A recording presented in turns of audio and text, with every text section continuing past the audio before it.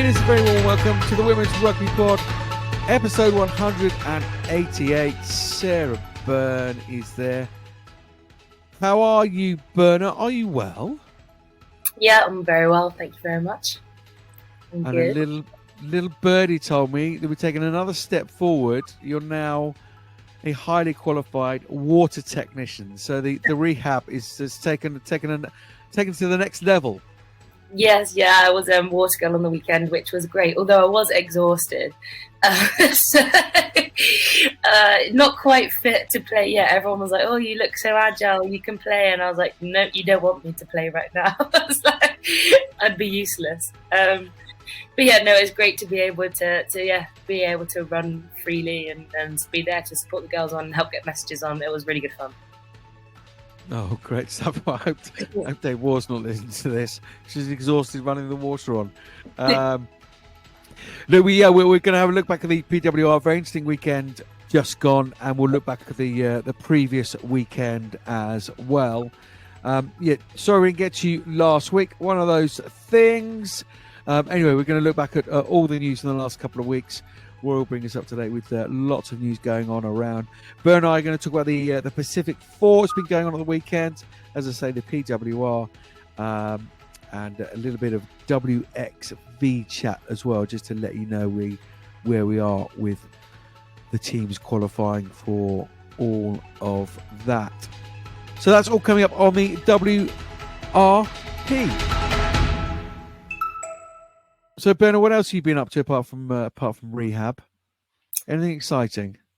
Do you know what? Rehab's really taken over my life at the minute, just because I'm at that stage where not quite back into training, but in bits of training, and then still having to do quite a lot of running and like gym stuff, work around it. So, to be fair, my training's been really fun. It's been really fun because I've been back in skills and also doing horrifically in skills as well. But I've done horrifically in skills for the last 3 years. So that's not an injury thing. That's just my brain doesn't work well with some of the drills that Dave gets us to do. They're great, but it doesn't process stuff that way. So that's been good. But I went to Oxford on Friday to do a dinner for the Oxfordshire referees, and that was really nice, and they were really lovely.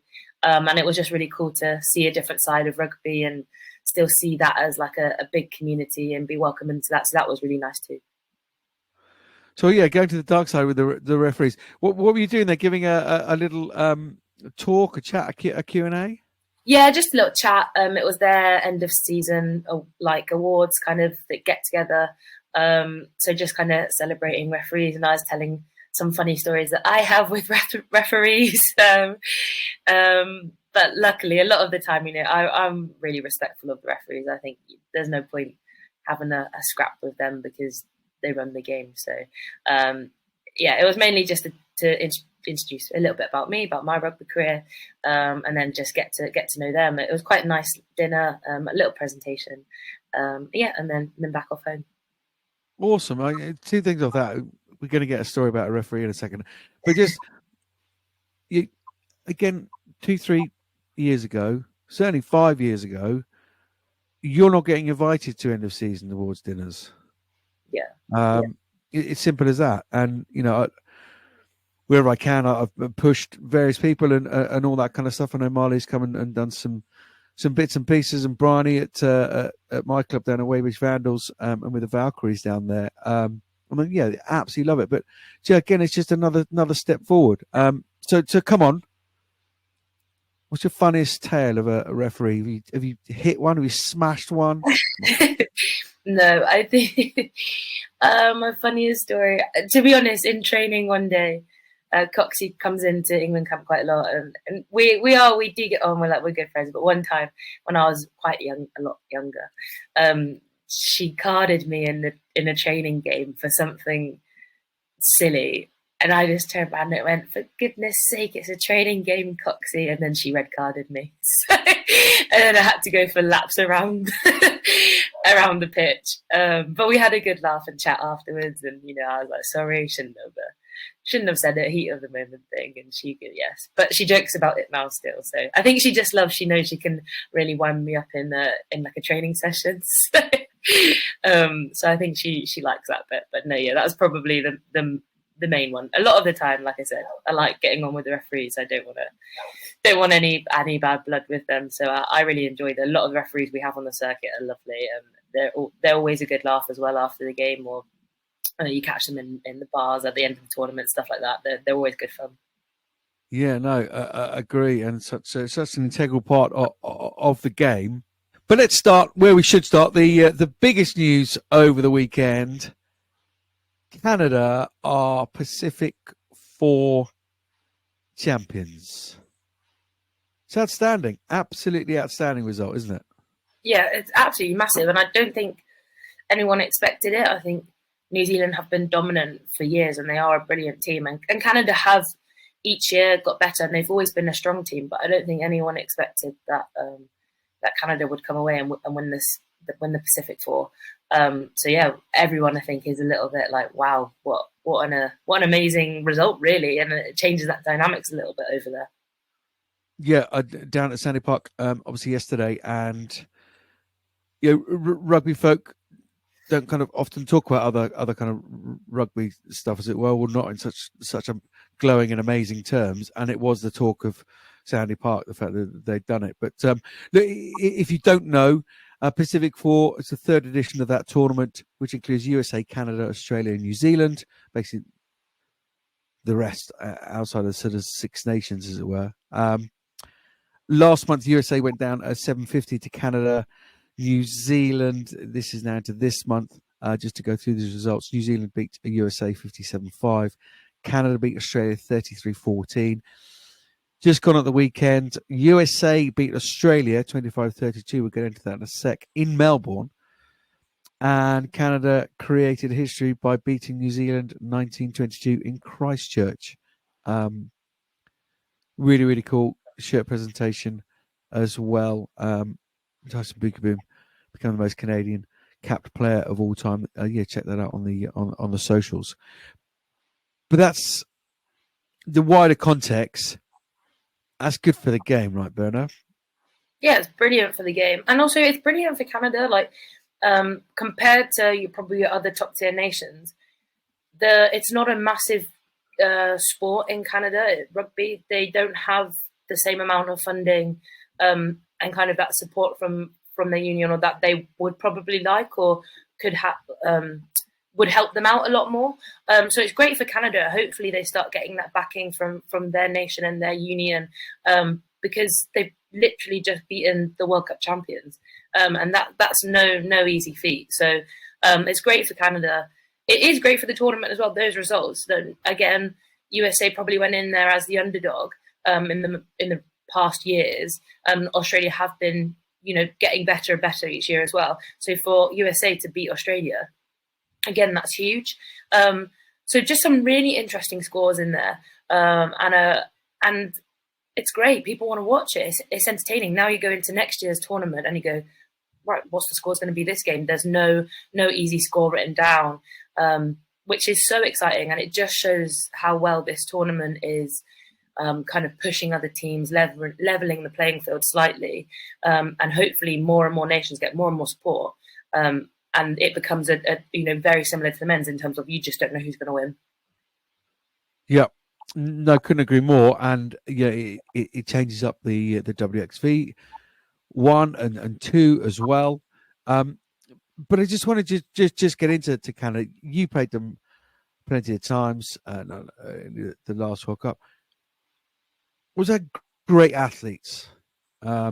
And whether that's ice hockey or Canadian football or basketball or whatever, some really, really great athletes. I remember being long in the tooth as I am, 2014, that's an outstanding athletic squad that they took to that World Cup. We always know they had the sum of their parts. They struggle for funding, as you say, and with these nations, the bigger picture in countries is that the Olympics has more prestige than a World Cup. So the funding tends to drift that way.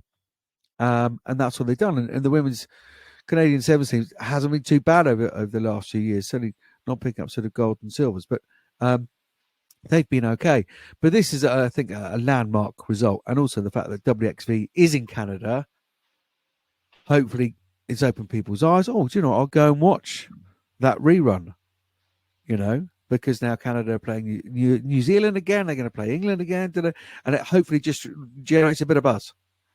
Yeah, and I think, we played Canada 3 times last year leading into WXV. Well, 2 leading into WXV and 1 in WXV. And our semi-final versus Canada in the World Cup. They're an incredibly hard team to play against, and that semi-final probably shows it. They have a lot of athletes. They are extremely fit, and they are relentless. They will just keep coming and trying again. You have to really be on your toes. There's not really any chance for you to take a break. They're definitely one of our hardest games we play. I think if you actually look at our stat reports or people respond, they'd say who's your hardest team, they'd probably say Canada, which is so interesting because people assume it's New Zealand because that's the one we probably don't win against as much, or well, unless it's unless it's not in a World Cup, and then we seem to do all right. But just in World Cups, we don't seem to do well against New Zealand. But in terms of the physicality and the fitness of the Canadians, that is something that we know every time we play them is in full force. So it's kind of I am surprised, but I'm also not surprised with how they've been building. It's great that they are now putting their fitness and that rugby ability together and coming away with these results. And I just it's going to be scary to see them next year. I think if they're building how they are now. Yeah, I mean, lucky to catch a bit of the end. I mean, there's some bizarre rugby decisions by the Black Ferns towards the end of that game. But look, the result stands, and also creating a bit of strength in depth. Emily Tatosi, starter for Exeter, the Canadian hooker, outstanding physical performer every second of every game that she plays. Had a bit of bench time just to try and get some game time up of other players and what have you. But incredibly good side, led incredibly well by quite possibly the best player on the planet at the minute, Sophie de Goody. What's she like to play against, Berner? She's incredible. An incredible athlete. I think she grew up playing every single sport on the planet: basketball, sevens. She's just, she kicks. She's an all-round great player. She is definitely someone that you keep an eye on. One of those when you in any team you sit down, you put who are your key players to focus on. She's definitely always up there, just because she can, win a team a game herself. She's one of those players that just has the attributes to kick, run, carry, pass. So. She's a great player, and she kind of epitomizes that Canadian rugby. This athletic player who's got brilliant athleticism, brilliant fitness, great all round kind of sports person, and that's that. And she will do everything to win for her team. So she is definitely the epitome of that Canadian rugby side. And like you said, she's brilliant to play against. She certainly is.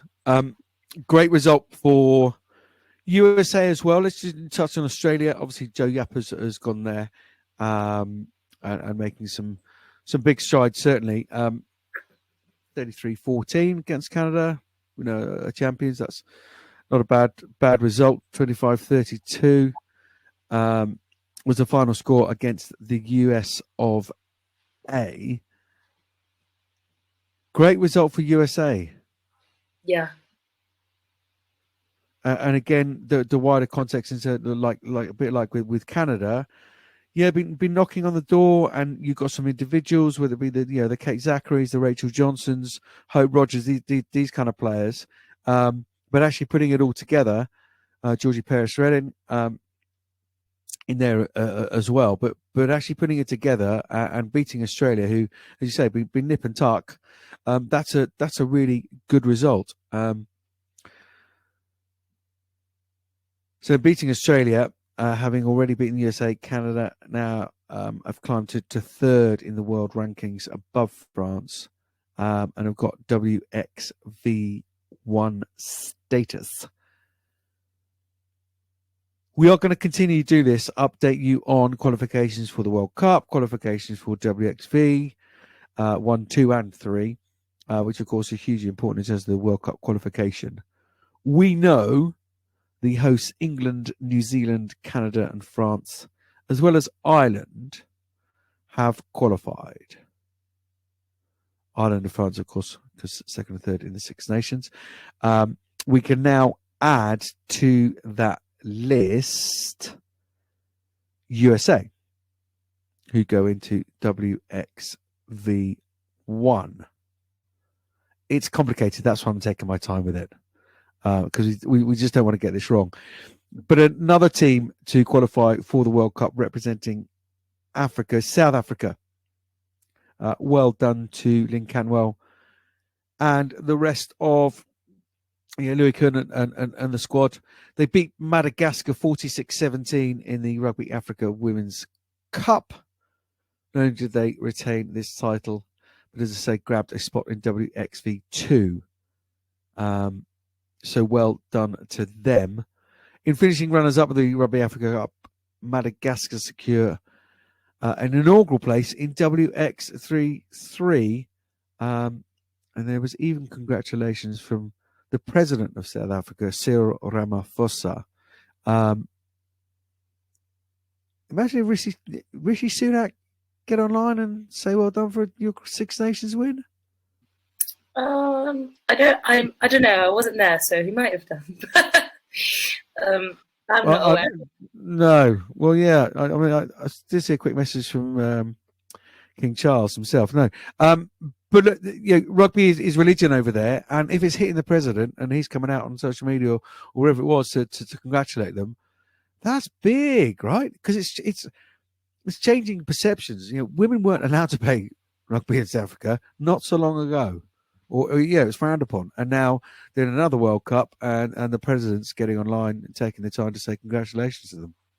Yeah, it's amazing, and it's great to see like other nations like showing their appreciation for women's sport. And then I don't know, soon I'm going to a conference about Saudi rugby and how they have their first women's team as well, which again is a similar situation. It was very frowned upon, and now they have their first women's rugby team. So it's great to see other nations and other countries really backing women's sport and supporting them and celebrating them. The other bit of news in terms of World Cup qualifications and WXVs and what have you is Wales. They play Spain on the 29th of June at Cardiff Arms Park. The winner will go into WXV2, losing to WXV3. Also on that day, Brazil take on Colombia. So, excuse me, just today you're on the current standings of WXV tournaments, qualified for WXV1. England, France, and Ireland. And now from the pack four, the champions Canada, New Zealand, and USA. In WXV2, Scotland, Italy, and now South Africa. In WXV3, Netherlands and Madagascar, as we've just seen. See, already we can see the impact of these tournaments are having, can't we? The incentive, the drive, the purpose, to put some funding, to put some energy and effort into women's rugby programs. Yeah, it's huge, and that's why women's rugby is the fastest growing sport in the world, I believe, and I assume it's still the same. It's exciting. People want to watch it, and so many people this year have come up to me through the Six Nations and said, "Oh, did you see that game of rugby? It was so exciting." I was like, "Yeah, I've been playing there for the last 8 years," but the fan base is, people are getting really excited, and I think another frequent comment, and nothing to do poorly with the men at all, but a lot of people have said, "Oh, I actually really enjoy the women's rugby. I don't really enjoy men's rugby, but I've started to watch the women's rugby and I really, really enjoy it." And again, we're just reaching different people, different players, families, people who maybe just want to watch a slightly different version of the game. And it's really exciting that other nations are now getting on board with that as well and see what a spectacle it can be. And also, I think it's great because the women's game doesn't have the same top nations as the men's game. I think it really gives other nations the chance to see, if we really invest in this, in our women's program, there's no reason why, the Netherlands couldn't be up in the top of the rankings, or, in 10 years' time or something like that. I think that's also great. It really opens doors. There's no, it's only going to be New Zealand, Ireland, and, it's how it's been very consistent in the men's games. It's totally different. You don't see Canada in the men's team really in those top rankings, but Canada now sitting third above France. which is amazing, and USA as well doing really well. So I think it's great, and I think it's really exciting. And like I said, in 10 years' time, it'll be interesting to see what nations are sitting up in that top tier. Yeah, and the WXV, as you say, doing its thing in Madagascar against the Netherlands.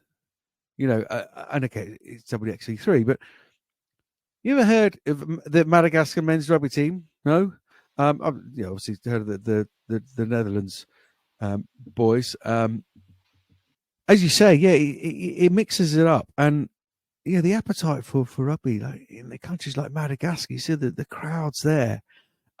This extraordinary stuff, and you want to embrace it and harness it and run with it.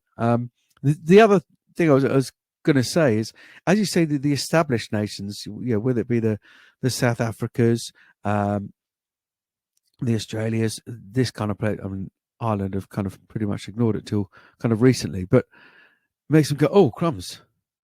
Yeah, and that sort of, oh, no, but we're the best rugby nation. And actually that sort of, misogyny is probably a strong word, but it kind of, you're using it against them that, oh, crumbs, actually, we don't want to be left behind. We're supposed to be the best rugby nation in the world.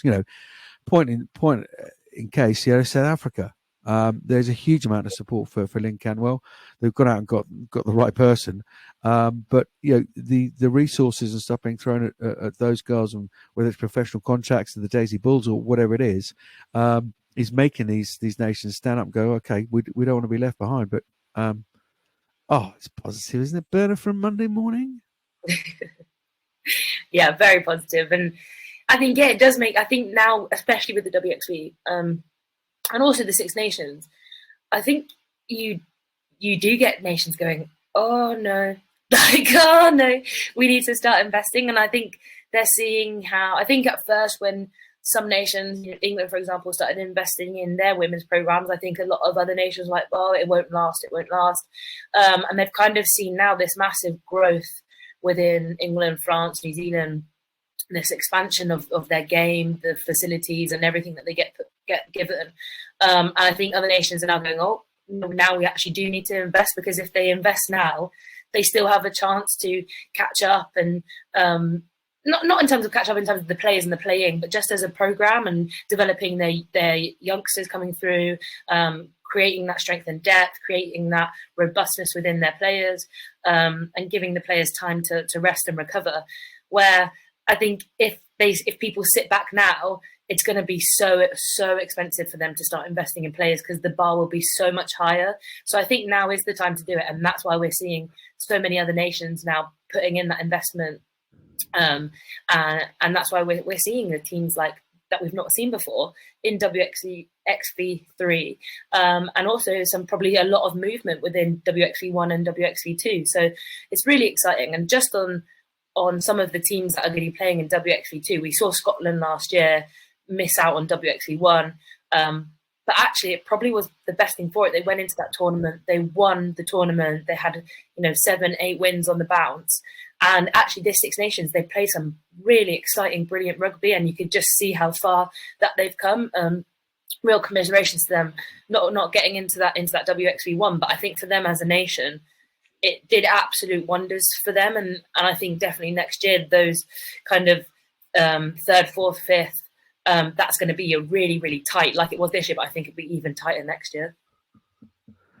Yep, totally and utterly agree. So yeah, congratulations to those who qualified for those various tournaments, and we'll keep you up to date with them as and when other nations qualify for those tournaments. Why don't we catch up with the rest of the news from around the oval world? Here she is, our little bundle of energy, our own Moira Stewart. Here's Rory Taylorson. Thank you, guys. Here's the latest news from all over the globe. Let's start with some international news. On Saturday, the last game of the Pacific Four, with New Zealand hosting Australia at the North Harbour Stadium, battling out for the O'Reilly Cup. The Oceania Women's Rugby Championships 2024 kicks off at Sunnybank Rugby Club on Friday with tickets to Women's Rugby World Cup 2025 and WXV3 2024 down the line. Fiji, Tonga, Papua New Guinea and defending champions Samoa will battle it out for a place at Rugby World Cup 2025. This weekend, Fiji face Tonga, with Samoa and Papua New Guinea going head-to-head. A 2-week-long Six Nations Festival of Rugby will take place in Palma in July. The teams will be mainly under-20s, but may include up to 3 under-23s players in the Matchday 23. In the world of sevens, China will crown the World Rugby HSBC Sevens Challenger Series champions after winning another title in Krakow over the weekend. China are joined by Poland, Argentina and Belgium. The top 4 teams in Krakow will play at the new HSBC Sevens playoff promotion and relegation competition in Madrid to the 31st of May to the 2nd of June. This weekend in the English League, the PWR, on Saturday at 12 o'clock, big game at the Stone X as Saracens face Gloucester Hartpury. At 12:30, Loughborough Lightning are at Ealing. 3 o'clock, Harlequins take on the Bristol Bears, and at the same time, another big one with Leicester and Sale going at it. The only other club news is from South Africa. Round 3 of the Women's Premier Division after a week off.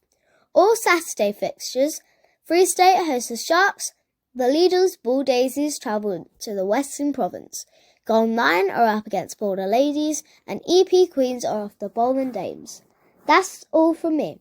Roy Taylorson, signing off. I'm Lynn Cantwell, and you're listening to the Women's Rugby Pod. Let's have a look at the PWR. Yeah, let's just get you up to date with the results from last weekend. Saracens beat Sale 54-21. Leicester went down to Quins 47-12. Ealing lost to Exeter 10 points of 40. And then there was a live game in the UK at Franklin's Gardens. Loughborough Lightning. Still, Loughborough Lightning in green, gold and black. Still find that quite difficult. Went down 26-61 to the champions, who look absolutely imperious at the moment. Which meant we had our top 4 decided. Gloucester Hartpury, Saracens, Exeter and Bristol. So this little mini run-in now is about who finishes where. And at the weekend, and the significant point about it, isn't it? Nobody's won an away semi-final in the 10 semi-finals this league in its various guises has had. So home semi-finals are golden. And I remember before round 1, I covered you guys, Bristol, in that opening fixture. And that's exactly what Dave was talking about. Got to get home semi. Well, that's certainly the aim, because nobody's won an away semi. It's golden, isn't it? Is it spoken about a huge amount at the club? I think for us, yeah, because we've been now in 2 semi-finals away. And although our Exeter one was really close, we didn't win it. They have a brilliant crowd at Exeter.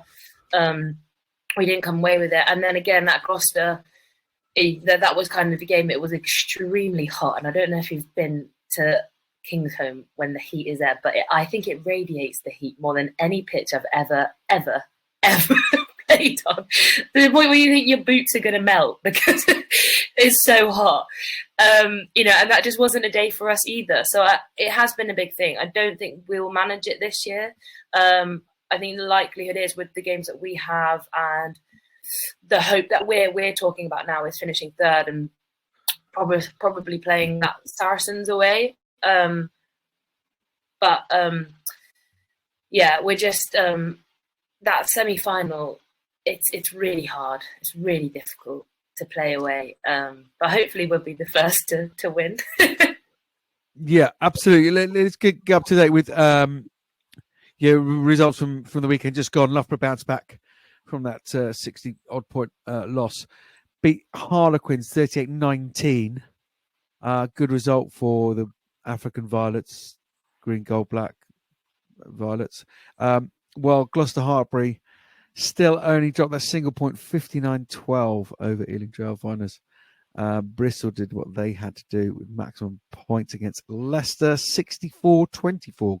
Decent result there. Let's get into that with you in a second. And Saracens really have to say, with a statement win at the weekend, their first ever win at Sandy Park. They smashed Exeter, blew Exeter away, if we're honest. 7 points to 57 down in Devon in the sunshine. A very imperious performance from Saracens. It just seems like they're just hitting some form at the right time. Picked up the Prem Cup, of course, and now smashing their nearest and dearest Exeter. We have to caveat, you look at Exeter, no other team is influenced more by the Pacific Four than them. You look at that front row, Hope Rogers, Dilika Menon, Titosi, Rachel Johnson, Cantona, the list goes on. Yes, Sarah's Sophie de Goodie, of course, Paige Farris. Of course, these kind of players missing. But yeah, big physicality missing for Exeter, and that really told yesterday. Did it make you sort of go out on stalks kind of results like that? Did anybody sort of see that coming? I don't think anyone see that coming. Exeter are always a tough team. If anything, they're quite nitty gritty. They don't really, go down without a ginormous fight. So I think that result, I was warming up to go out and be Watergirl, and I saw the result, and I thought, and at half time I put my head back in to see it was on the telly in one of the lounges, and I was really surprised with that. And I saw some of the tries, and it was just lovely. Like Ella's, Sydney Gregson's try in one of the first tries. Ella runs across the pitch, little dummy, and I thought Ella's timing to get that to get that ball away to Sydney Gregson. No one could touch her. There was no one there. Literally just ran right through. And I thought, Saracens are really looking on form here, and like you said, just at the right time. I do think though, like you said, Exeter missing those players, it's massive, and that's why it's really key to have that kind of those players that draw that foundation of your team in that cup. And Bristol, we have some brilliant players that play in the cup, and they train extremely hard in the Premiership season. And if they're called upon, they're ready to go in the Prem. And the same likelihoods for Saracens and other teams like that. They have really strong core club players, and that just shows the key for me. Because if you are away in a WXV or next season, people will be away, or the season after actually will be away in the World Cup, and it's going to be down to those club players who does well in those first four get fixtures, and that's going to make a massive difference to the table. World Cup year. Yeah, and I also think, and you can tell me, you look around the changing room, and this is why I was such a big fan of our co-host Sarah Hunter, because just the influence in a changing room. You look around, Sunta's here, it's okay, and I suspect it'd be the same at Sandy Park. Oh, yeah, Emily Titosi's here, it's okay. Yeah, Johnson's here. Gabby's there, and outside of that sort of top level of, and the Brooke Bradleys and Robin Wilkins played at 10 the weekend. But that's the real core of that group, those North Americans, and to not look around in the change room, and I think a little bit Exeter was beaten before they went out. They were slow to everything, and as you say, Ella Vivas, I thought played really, really well. But her crabbing runs, I mean, I've mentioned them 4 or 5 times in commentary. We'll smash her. She does it once, okay, fine, but second time, smash her, and then she doesn't do it again. And you only play what's in front of you. She did it all day long, and Sydney Gregson's timing and angles were sublime at times. But rolling back the years, Sarah McKenna was the player of the match. But you just, as I say, outside of those Americans, North Americans, I should say, it's a pretty young team. Maddie Fairnarty may have 5 caps to her name now, but she's only 22. Yeah, and she's against Poppy Cleal, who's very, very different experience, and she was outstanding as well. And I think that's what it comes down to. It comes down to experience. So you might have a really good core players that train every week and they come and they love the environment. But if they haven't had a lot of playing exposure or playing in pressure situations or playing against hard teams, rugby players, you've got Poppy Cleal, you've got Marley Packer, Sarah McKenna, they're all rugby players. They play Ray rugby. Campbell, the list goes on and on. You could name Zoe Harrison, so many of them. They've played rugby for years and years and years. they've played in a lot of different teams. They've played under a lot of different environments. They're going to be pretty used to whatever you throw at them. And that's why Sarries are so good at winning. And that is why they've been in the top 4 for the last, I don't know, however long the league's been running. And the most successful team within the Premiership. So that's the kind of probably what it is. It's more about the exposure that these core players are getting. And for Bristol, for example, we sometimes struggle with those high pressure games. We will do really well and then we might crumble in the last minute or so. Over the last few years, we're building upon that. And it's just getting that exposure for your players who don't regularly play in those high pressure environments. And for us, I think that cup game was really good for us and our core players because they played in that cup final. They lost to Saracens, but now they have that want to win. Now they want to go out and win. They want to win an away semi-final, and it's been great for us and everyone coming back together. It's just getting used to those environments and how do you deal with certain things. And like you said, you don't want to be slow to things, but if you've not had the experience and played in that, you're probably not going to recognise that until you review it. So yeah, I do feel for Exeter because they are an extremely hard team, but also Saracens. That's why they win. Yeah, absolutely. Look, as I say, I was down there and I caught up with the player of the match, Sarah McKenna, after the game. Sarah, I mean, sunny day, Sandy Park, historic day for you. You must have thoroughly enjoyed that. Yeah, we had a really good day. Like, obviously, enjoyed the rugby. We worked really hard. A lot of work put in the week to get a result like that. So I think it's just a big pat on our back, like in terms of executing what we wanted to achieve, and then doing something historic that we've never done before. That was the motivation today. Was it mainly in the build-up this week? Have been spoken about at all? You know, revenge, possibly semi-final last year, etc., etc. Not at all. I think obviously coaches try and create narratives around giving players motivation, but this group doesn't need any motivation. Like we said, it doesn't matter who's in front of us. It doesn't matter where we are, who we're playing, where, when. It doesn't matter. We just want to go and win every game that we've got left of this season. What was the difference today, Sarah? I think we had the edge physically. We knew that we'd have to be better than them physically, and I think we did that in attack and defence. Are you enjoying doing a bit of coaching, doing a bit of playing, you know, Miss Versatility? I mean, I'm not going to call you an old dog like LJ did at the end of the game, but new chicks. But yeah, an outstanding game today. You must be enjoying life right now. Yeah, I mean, not to say it's not really hard work, but I've been doing, I suppose, having a foot in both camps as a coach and a player for a good few years now. It's not getting easier, but I'd say probably just finding that balance a bit better. But no, I think on days like this, it's really enjoyable. Can't get better. And yeah, I suppose it's nice to have a foot in both camps, sort of knowing maybe what's being said in the box and how to, I suppose, convert that into conversations on the pitch and doing the right thing on the pitch. Last one from me. You let that crown slip in the last year or so. How much motivation is there to get back to home semi-final, win that and get to a final and get that crown back that Saracens love having? And you seem to be peaking at the right time as well. Yeah, obviously we want to be at home because we want to be playing in front of our crowd who travel everywhere with us. Such great support. They're here today. We want to give them, I suppose, the thanks of giving them a home semi-final to hopefully celebrate and get through to a final. Let's have a quick look back at your result of the weekend. Award of technician, Bobby Boucher. They're from Quality 8-0. That's a thumping. 64-24. Games like that, it's difficult, isn't it? Did the team get what they wanted out of the game? I think so. I think it's the first time we're back together with all of our internationals.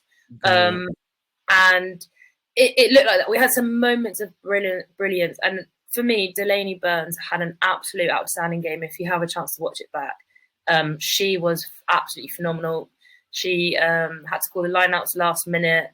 She then made like 3 or 4 20-metre breaks, which just for a second row it is brilliant. A lot of excellent work there from her. But then Alicia Butchers was the pick of the match, and she made 3 or 4 20-30-metre breaks, and just everyone played really, really well. I think it was great for us to go and put some things out on the pitch that we've been training and get the synergy back together with the team. But I do think there are some things there. I think that 24 is probably a bit higher than Dave and Tom wanted. So there's definitely some work to do there, and I'm sure that's what the girls will be looking at this week. If anything, I think it was like 7 this morning. Dave was putting clips up on our group. So yeah, he definitely he's kind of in semi-final prep mode, and everything we play now, not writing off Quins or Sale at all, but it's how do we get all those little details right for that semi-final against these teams now, and also perform and play well and play the games that the other teams are putting in front of us. So it was an exciting game, some very lovely rugby played there by Bristol, but yeah, definitely Leicester did show a few tricks up their sleeve that I think Bristol will want to just iron out. And I guess it's difficult because we've said for some time the top four has drifted away, and was fairly obvious. Loughborough had a little dibble and dabble at trying to break into it, didn't they? But sort of fell away. It's very faint-hearted attempt to get there, not in terms of effort or whatever, but it just in terms of results. So we've known our top four for a while. It's difficult with a few games left. I wanted to just do the details before we sort of talk about wrangling for position and what have you. Gloucester Hartpury are top of the table. They've got a home semi-final, 15 from 15, 74 points. Saracens have played 14 on 60 points. Those two meet at the weekend in the live game on TNT. It's an early kickoff with the men's European rugby going on as well on TNT. Exeter still in third with only one game left. They're on 52 points. You guys, Bristol, having played 14, have Quins away, Sale away on 51 points. Third's yours, isn't it? Gloucester away or Saracens away are both really difficult semi-finals to play. No one's won a semi-final away in the Premiership.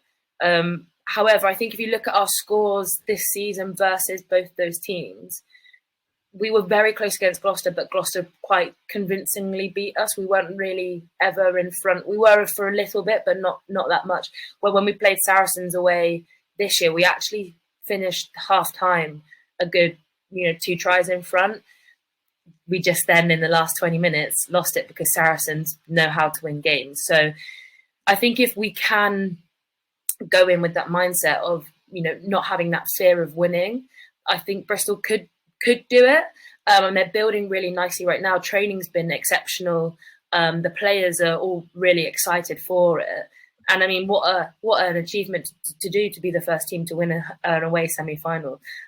So I think we will probably play Saracens away, I reckon.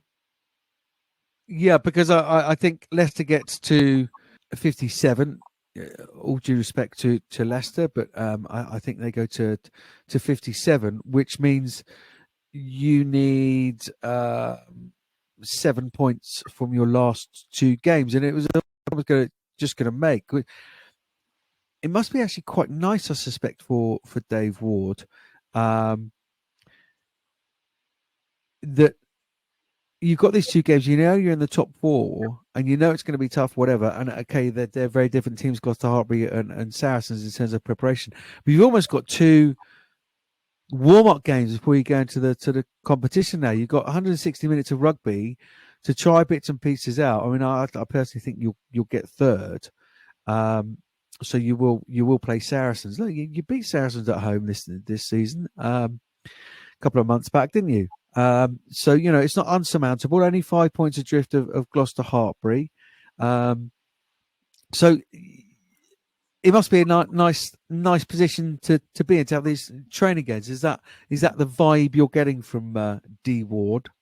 Yeah, I mean, they're definitely games in themselves, and we don't want to write off Quins and we don't want to write off Sale, but just looking at positionings in the table and kind of how we've done previously against them, probably looking to win those games and try things out and have looking at that semi-final, like I said.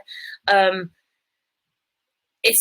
don't know, it's really exciting at the minute. Like, I think everyone is a bit excited. It's quite nice because we started the season and we had a really hard run of games, and we had Saracens, Exeter, we had all the big teams back to back, Gloucester. I mean, we had a 6-day turnaround between Exeter and Gloucester. So it was a hard.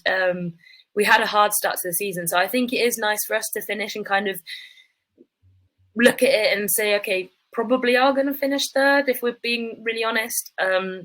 There's always that likelihood that we're not, and we don't want to be complacent at all. But I don't think you ever look at Bristol and think we're complacent because the girls there are just not. So I think it is nice for Dave and Tom, and they have a real chance now to say, right, what do we want to implement to kind of beat Sarries? How are we going to do it? Where can we try it? And see how that goes. And last week the girls had a brilliant training session. The sun is shining, and at HPC it is beautiful, so that also helps. But the girls did really well last week. And in terms of results, you're not a million miles away from both, are you? As I say, beat Sarries, 24-19 Gloucester Hartby, and then 12-0. Okay, you lost both, but that's a bounce of a ball. And as I say, beat Saracens 35-10. I think it's going to be Gloucester Hartby, Exeter. I think it's going to be Saracens, Bristol. And then, because I'm not a betting man, I wouldn't bet against the home teams. But fascinating games. We've spoken to one of the Exeter management at the weekend after the game yesterday, and saying they'd probably prefer to take on Gloucester Hartby. I wonder whether that's just after they lost to Saracens. They'll probably do that anyway. But either way, it's fire or frying pan, isn't it? It's two very, very tough away semis. But as you say, somebody has to be the first to win an away semi-final this weekend. Then in the PWR. Let's just get you up to date with those fixtures. That live game, as I say, is at the Stone Eggs. It's an early one, 12 o'clock kickoff. Saracens entertaining Gloucester Hartby. Harper's 12, Ealing Trailfinders up against Loughborough Lightning.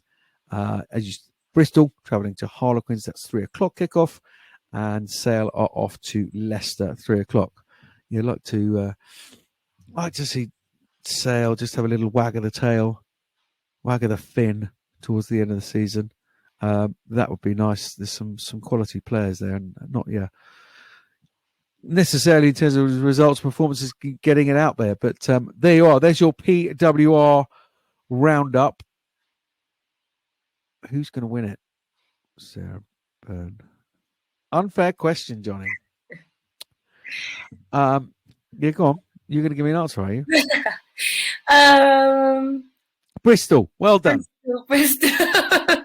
If you don't say Bristol, I think Dave Ward is signing your P46 as we go. Yeah, Bristol. I'm backing Bristol. Always backing Bristol. Yeah, back the Bears. Back the Bears.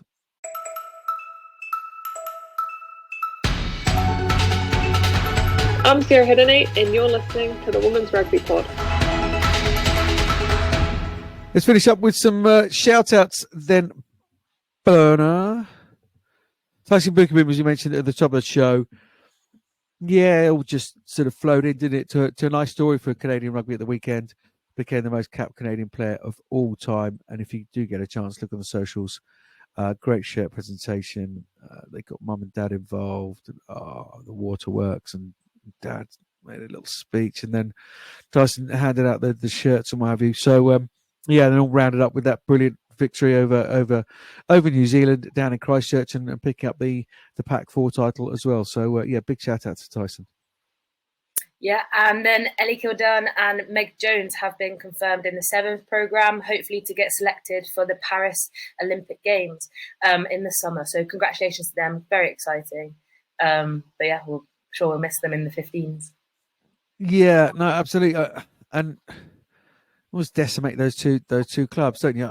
And I know a huge amount to play for Leicester and Harlequins, but yeah, you're playing against Leicester with Meg Jones or without Meg Jones. It changes your selection. It's as simple as that. It sort of keeps teams honest. Yeah. Personally, they've obviously had to ask permission and what have you, and go off and do that because they have the potential to absolutely rip it up. More news on Ellie. No surprise, no prizes, no cigars. She won the Six Nations Player of the Tournament, voted I believe, by the public. So well done to her. Yeah, I mean, it was absolutely standout performance from her. There's been a few standout performances from a Harlequins lady as well. Yeah, Shauna Brown with 100 Quins appearances. So congratulations to her. It is, amazing to see her getting those 100 caps. And she's a great person, does a lot for rugby. So congratulations to Shauna. Yeah, I remember one of her first camps, and they were at Hazelwood. You guys are at Hazelwood, and I came down to do a day in the camp, and she was very, very new to it. And I said, because of an incredibly interesting past, I said, could we do a chat? She was really meek and mild, and almost used the word shy. Oh my goodness, how wrong I was. Congratulations to you, Shauna. Loughborough Lightning, Katie Churern, first Loughborough Lightning player to win 100 caps. Couldn't have happened to a nicer person. Not my words, those of Sarah Hunter. So yeah, Katie, well done.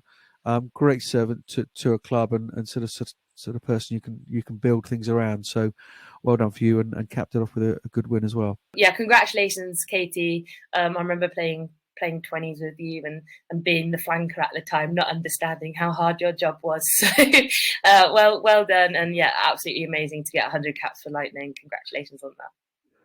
Oh wow, yeah, of course you're back right, but she was in the 20s with you. Oh, that's cool. I didn't realise you played there with her. And look, you're talking about this rugby spreading across. We're talking about the Netherlands. We're talking about Madagascar, Colombia, and Brazil already in this pod.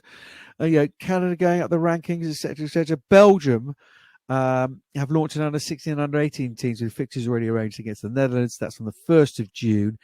And they're playing against representative teams from France later on in June as well. So, it's an unstoppable force. It's just growing and growing and growing. Berner, that's it. Just about it for another week. What are you doing at the weekend? Are you off to Harlequins, to the Stoop? Yeah, I am. I'm going to be number 1 water girl again, getting my high speed running meters up. So yeah, I'll be there supporting the girls away at Quince this weekend. Good. Well, I mean, perhaps do a bit of cardio between now and then, because they're tired. Good stuff. Quality H2O from Sarah Bern at the Stoop this weekend. Been a pleasure. Loads and loads of news and bits and pieces in there. We'll be back next week.